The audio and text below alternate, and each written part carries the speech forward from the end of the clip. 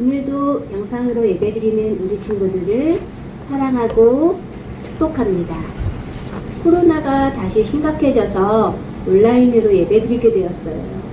빨리 이 상황이 나아져서 다시 함께 모여 예배드리도록 기도해 주세요.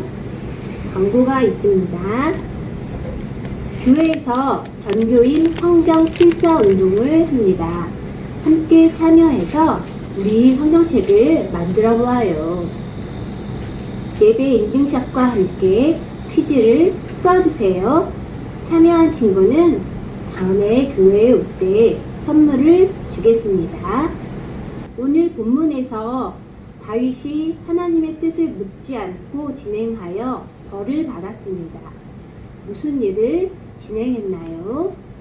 다윗에게 하나님의 심판을 말해준 선지자는 누구일까요?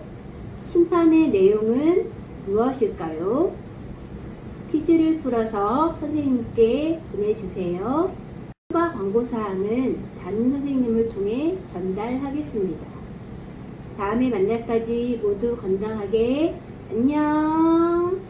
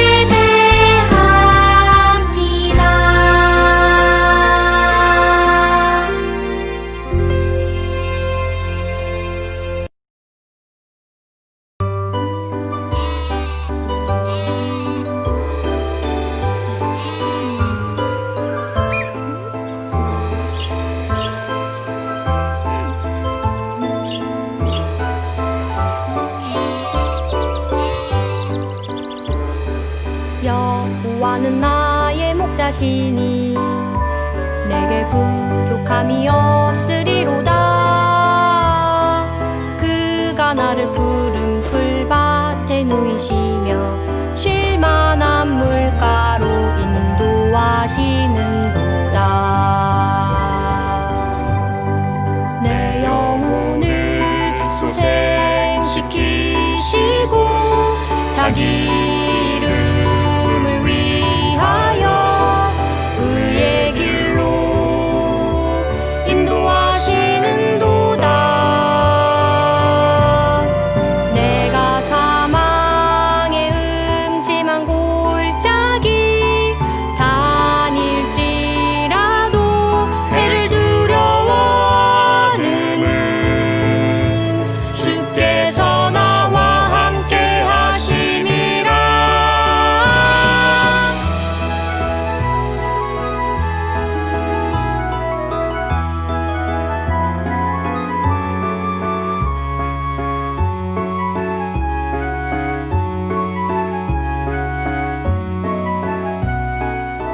하나님은 한낱 목동에 불과한 나를 세워 하나님 나라의 왕이 되게 하셨습니다.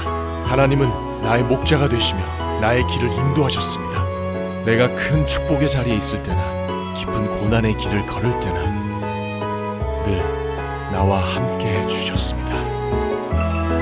주의 지팡이와 막대기가 주께서 나를 아위하시고 원수 앞에 내게 상을 차려주시고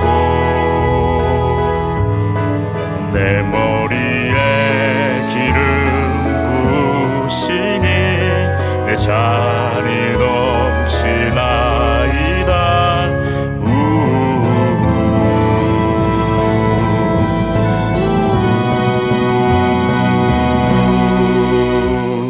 내 평생의 주의 선하심과 인자하심이 나를 따르리니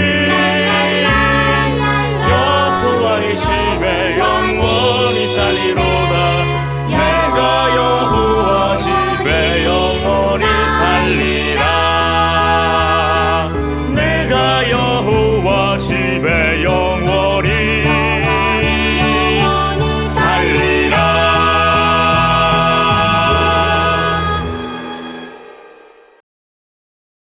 오늘 하나님의 말씀은 사무엘하 24장 10절 말씀, 그리고 시편 143편 10절의 말씀입니다.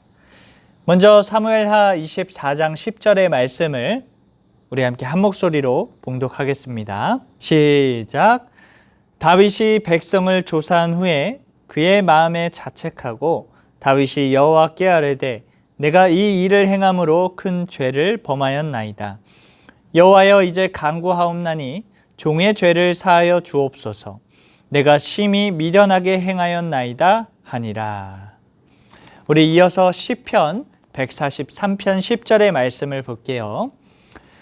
자, 시작. 주는 나의 하나님이시니 나를 가르쳐 주의 뜻을 행하게 하소서. 주의 영은 선하시니 나를 공평한 땅에 인도하소서. 자, 오늘 말씀 제목 한번 봅시다. 시작. 하나님의 뜻을 분별해요. 자, 할렐루야 친구들. 한 주간도 잘 지냈죠? 오늘도 말씀을 집중하여 듣고 하나님 말씀대로 한 주간 살아가는 여러분 되기를 간절히 소망합니다. 우리 친구들은 어떤 직업을 가지고 싶나요? 세상에 아주 많은 종류의 직업이 있어요. 친구들 혹시 감별사라는 직업을 알고 있나요? 감별사라는 것은 가치를 구별해내는 직업을 말해요. 어떤 것이 큰 가치를 가졌는지 확인하는 사람이에요. 어떤 원두가 좋은지 감별해내는 커피 감별사가 있고, 위패 감별사라고 우리가 사용하는 돈 가운데 가짜 돈인지 진짜 돈인지 구별하는 직업이 있어요. 이 그림처럼 고문서를 확인하는 작업도 고고학 감별사가 가짜인지 아닌지 확인해 줍니다. 이처럼 감별사는 여러 개 중에 정말 가치 있는 것을 찾아내는 일을 하죠. 오늘 하나님의 말씀에는 우리가 정말 가치 있게 생각하고 그 가치를 따라 우리의 행동을 분별해야 한다는 이야기가 등장해요. 자, 본문 이야기 그 내용을 한번 살펴볼까요? 이스라엘 왕이었던 다윗은 이스라엘 백성들이 몇 명인지, 군대의 힘은 얼마나 강한지, 군사들은 몇 명인지 궁금했어요. 왜냐? 백성의 수와 군대의 힘이 왕이 얼마나 나라를 잘 다스리고 왕의 능력이 얼마나 뛰어난지를 알려주는 기준이었기 때문이에요. 그래서 다윗은 이 요압이라는 사람에게 인구 조사를 명령했어요. 사람이 몇 명인지 파악해서 자신의 능력을 드러내고 싶은 마음이 있었기 때문이에요. 이 다윗의 명령을 받은 요압과 지휘관들은 어쩔 수 없이 인구 조사를 진행합니다. 허나 다윗이 한 인구 조사는 하나님이 기뻐하시는 행동이 아니었어요. 인구 조사는 오직 하나님의 명령과 하나님의 뜻이 있을 때만 할 수 있는 것이었어요. 친구들, 우리 지난주에 여름 성경 캠프를 하며 모세에 대해 배웠죠? 이스라엘 왕이 없을 때 이스라엘 백성을 가르치고 인도한 아주 위대한 지도자입니다. 이집트에서 그 백성들을 탈출시키고 가나안 땅으로 가는 도중 광야에서 인구 조사를 행한 적이 한 번 있었는데, 이때 하나님이 인구 조사하라고 명령하셨을 때 그때 딱 한 번 진행하였습니다. 하나님은 이스라엘 백성들을 통해 하나님의 나라를 더 단단하고 강하게 세우시기 위해 인구 조사를 모세에게 명령했던 것이었어요. 그래서 이 당시의 인구 조사는 하나님의 뜻에 의해 하나님의 계획하에 진행된 인구 조사였습니다. 허나 다윗의 인구 조사는 하나님의 뜻이 아니었어요. 결국 다윗은 자기 마음대로 인구 조사한 것을 후회하며 하나님께 회개 기도합니다. 하나님의 뜻을 분별하지 못하고 마음대로 한 것을 회개하며 다시 하나님의 뜻을 구했어요.